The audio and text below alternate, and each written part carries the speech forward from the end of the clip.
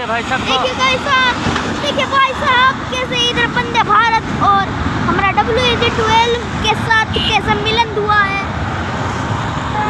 अभी हमारा वंदे भारत जा रहा है इधर, वो देख सकते हैं वंदे भारत जा रही है। पीछे से दिखाओ तो,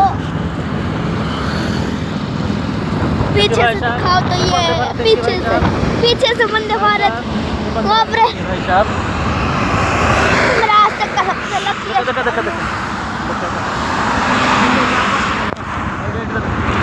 ये देख सकते हैं गाइज, उधर से हमारा ट्रेन चला गया एंड इधर किसी कारण से ट्रेन रुक चुकी है, बट देख रहे हो कितना सुंदर है भैया। तब का टाइम है भाई 2018 का वंदे भारत और अब 2026 का वंदे भारत आने वाला है। ओके गाइस, मैं रखता हूँ, मैं वापस से मिलेगा।